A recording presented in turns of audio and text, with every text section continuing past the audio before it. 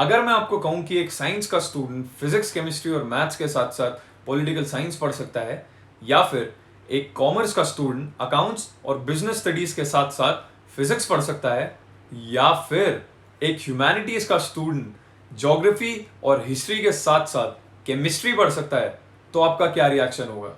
और अगर मैं अब आपको कहूं कि एक कंप्यूटर साइंस इंजीनियर जो कोडिंग सीखता है, या तो वो उसकी बेसिक्स क्लास 11th और 12th में सीखता है स्कूल में, या फिर कॉलेज के फर्स्ट ईयर में सीखता है, लेकिन अब वो क्लास 6th के बाद से ये कोडिंग सीख सकता है, अब आपका क्या रिएक्शन होगा? कमेंट सेक्शन में जरूर बताना। तो नमस्ते दोस्तों, मेरा नाम पुरुषार्थ अत्रेश है और आज के वैंटेज पॉइंट में बात करेंगे ह्यूमन रिसोर्स डेवलपमेंट मिनिस्ट्री की नेशनल एजुकेशन पॉलिसी 2020 के बारे में। तो अभी 4 दिन पहले एचआरडी मिनिस्टर रमेश पोखरियाल निशंक ने एक प्रेस कॉन्फ्रेंस करी थी, जिसमें उन्होंने मीडिया को हमारी न्यू एजुकेशनल पॉलिसी, या फिर जिसको हम कहते हैं नेशनल एजुकेशन पॉलिसी 2020 के बारे में बताया था। इसके तहत जो हमारे यहाँ अभी इतने टाइम से 10+2 वाला सिस्टम फॉलो होता आ रहा है, उसकी जगह 5+3+3+4 वाला सिस्टम फॉलो होगा। आइए जानते हैं ये है क्या। इसके पहले 5 साल को कहा जाएगा फाउंडेशनल स्टेज। उसमें जो पहले 3 साल होंगे वो होगा प्री प्राइमरी एजुकेशन के लिए, और जो बाकी के 2 साल होंगे वो फर्स्ट और सेकंड स्टैंडर्ड के लिए होंगे। यहाँ पे स्टूडेंट्स को एक प्लेफुल एनवायरनमेंट में पढ़ाया जाएगा, जिसमें पढ़ाई का बोझ कम और एक्स्ट्रा करिकुलर एक्टिविटीज ज्यादा सिखाई जाएंगी उन लोगों को। इस कोर्स को डिजाइन करने वाली नोडल अथॉरिटी होगी एनसीईआरटी।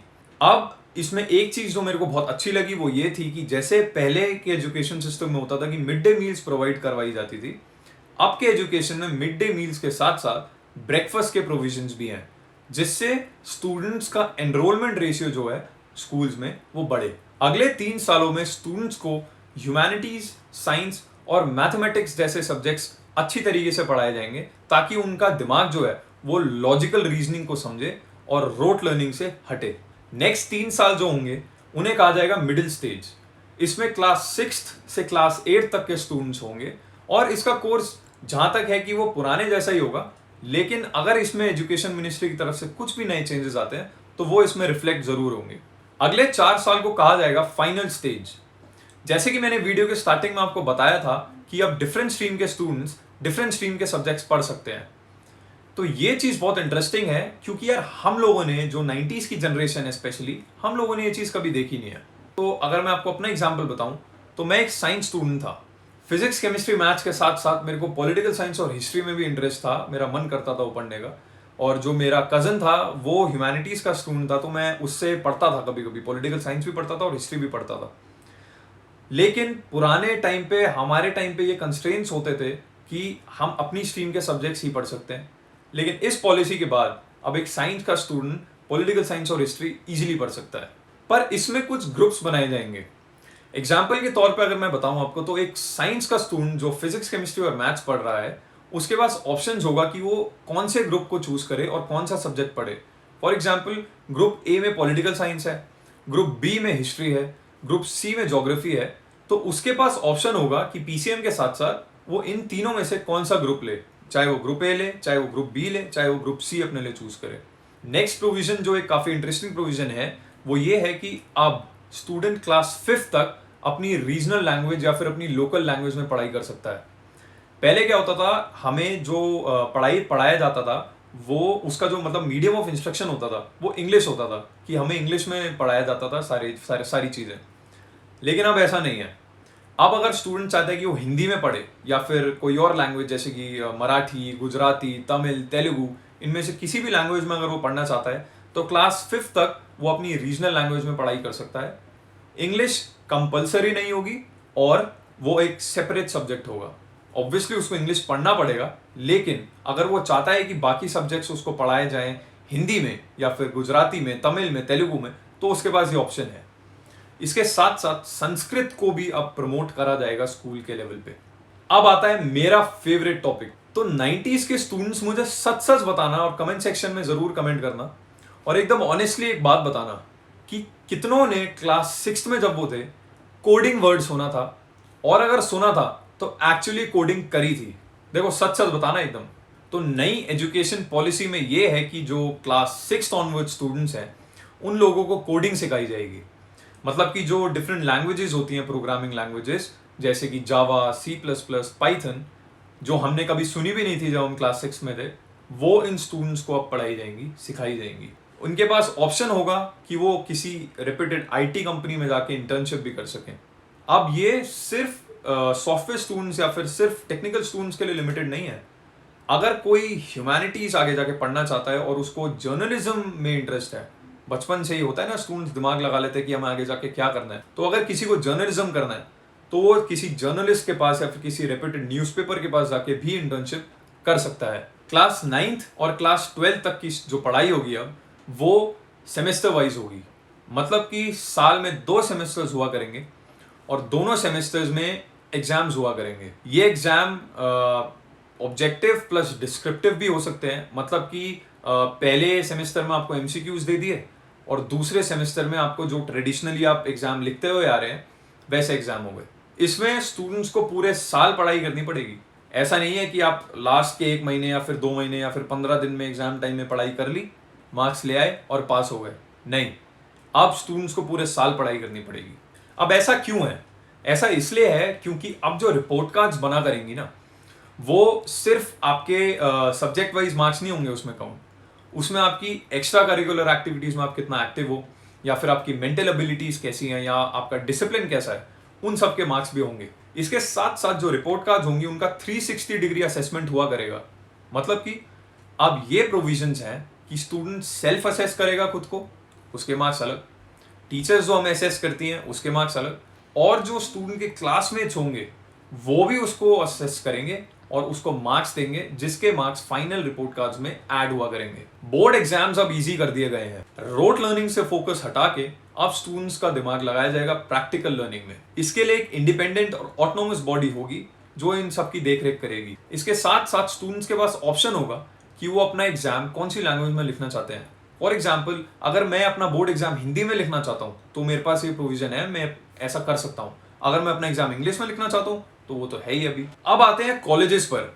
आप लोग कहोगे कि इतनी देर से स्कूल्स के बारे में बात कर रहे हैं और कॉलेजेस के लिए क्या प्रोविजन है वो बताया ही नहीं। तो कॉलेजेस के लिए भी एजुकेशन मिनिस्ट्री ने रिमार्केबल प्रोविजंस निकाले हैं। अभी तक यूनिवर्सिटीज को डीम्ड टू बी यूनिवर्सिटी या फिर अफिलिएटेड यूनिवर्सिटी कहा जाता था, लेकिन नए प्रोविजंस के बाद इनको पब्लिक, प्राइवेट और प्राइवेट एडेड यूनिवर्सिटीज में इन ग्रुप्स में डिवाइड कर दिया जाएगा। दिल्ली यूनिवर्सिटी में एडमिशन लेने के लिए अगर क्लास 12th का स्टूडेंट 97 या 98% तक स्कोर नहीं कर पाता था तो किसी भी DU के कॉलेज में एडमिशन मिलना उसके लिए एकदम इम्पॉसिबल सा हो जाता था, क्योंकि दिल्ली यूनिवर्सिटी के कॉलेजेस की कट ऑफ्स बहुत हाई जाती हैं।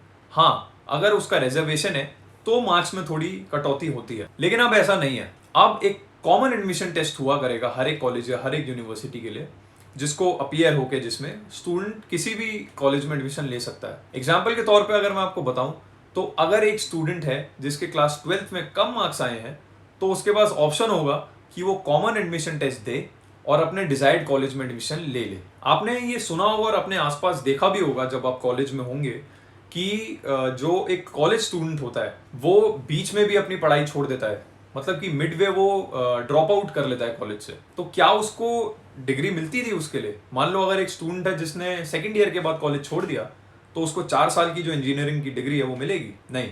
लेकिन नए प्रोविजंस थोड़े से डिफरेंट है। कैसे? अगर एक बीटेक का स्टूडेंट फर्स्ट ईयर में ड्रॉप आउट करता है तो उसको 1 साल का कंप्लीशन सर्टिफिकेट मिलेगा। अगर वो सेकेंड ईयर में ड्रॉप आउट करता है कॉलेज से तो उसको एक डिप्लोमा सर्टिफिकेट मिलेगा। और अगर वो अपनी डिग्री कंप्लीट करता है 4 साल की तो बैचलर्स डिग्री के साथ साथ उसको एक रिसर्च का सर्टिफिकेट भी मिलेगा, जो आगे जाके उसको जॉब, उसकी जो मतलब जॉब प्रोफाइल है उसको इंप्रूव भी करेगा और उसके चांसेस बढ़ा देगा अच्छी कंपनी में एक प्रॉपर पैकेज लेने का। अब एक सिचुएशन एज्यूम करते हैं, एक तरफ स्टूडेंट्स होते हैं जो वॉलंटरी ड्रॉप आउट करते हैं कॉलेज से, एक तरफ ये भी स्टूडेंट्स होते हैं जो किसी भी प्रॉब्लम की वजह से, चाहे वो फैमिली प्रॉब्लम हो या फिर फाइनेंशियल प्रॉब्लम्स हो, उसकी वजह से उनको पढ़ाई छोड़ देनी पड़ती है। तो फॉर एग्जाम्पल अगर एक बीटेक स्टूडेंट 2 साल तक की पढ़ाई करके 1 साल का गैप लेता है अपनी पढ़ाई में, तो अगर वो वापस पढ़ने आता था तो उसको स्टार्टिंग से कोर्स अपना करना पड़ता था। लेकिन अब ऐसा नहीं है। अब मान लो अगर एक स्टूडेंट ने 2 साल बाद पढ़ाई छोड़ी और वो एक प्रिस्क्राइब टाइम फ्रेम में वापस आया, जो एजुकेशन मिनिस्ट्री प्रिस्क्राइब करेगी, अगर उतने टाइम फ्रेम के अंदर अंदर वो वापस पढ़ने आता है तो उसको स्टार्टिंग से कोर्स पूरा नहीं करना पड़ेगा।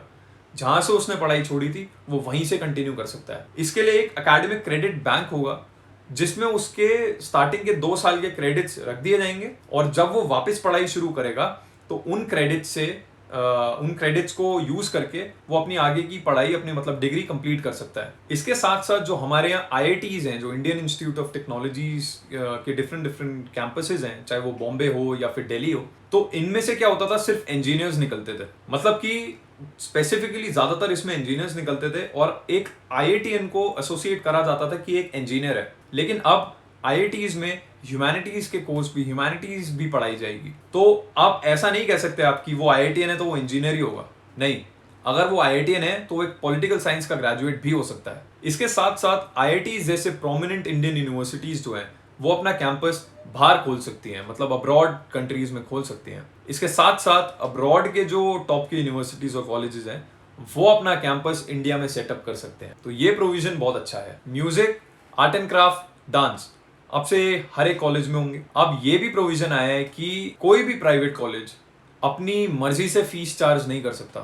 मतलब कि जो एजुकेशन मिनिस्ट्री ने फी प्रिस्क्राइब करी है वो उस फी से ऊपर चार्ज नहीं कर सकता। अब एचआरडी मिनिस्ट्री का नाम चेंज होगा और उसका नाम होगा एजुकेशन मिनिस्ट्री। इस पॉलिसी का जो आर्किटेक्ट है, इस पॉलिसी के पीछे जिसका दिमाग है, वो है ex ISRO chairman doctor Krishnaswamy Kasturirangan. ये 1994 से 2003 तक इसरो के चेयरमैन रह चुके हैं। इस पॉलिसी को बनाने के लिए गवर्नमेंट ऑफ इंडिया ने डिफरेंट डिफरेंट स्ट्रीम से अलग अलग लोगों के इनपुट्स लिए, चाहे वो अकेडमिशियंस हों, पॉलिटिशियंस हों, स्टूडेंट्स हों, साइंटिस्ट्स हों, इन सब ने अपने अपने वैल्यूएबल इनपुट्स दिए जिसकी वजह से ये पॉलिसी बनी। इस पॉलिसी का जो बिल है उसका नाम है नेशनल हायर एजुकेशन बिल। इसको अभी पार्लियामेंट में टेबल करना बाकी है। अभी इसका सिर्फ ड्राफ्ट तैयार हुआ है जिसको आप पार्लियामेंट में आप टेबल करेंगे। उसके बाद इस पर डिस्कशन होगी। फिर 2021 या 2022 तक का जो हमारा करिकुलम होगा उसमें ये पॉलिसी इंप्लीमेंट हो जानी चाहिए। तो दोस्तों, आज की वीडियो में मैंने आपको इस पॉलिसी की पॉजिटिव पॉइंट्स बताए और इसके नए प्रोविजंस के बारे में बताया। लेकिन इस पॉलिसी की कुछ लिमिटेशंस भी होंगी,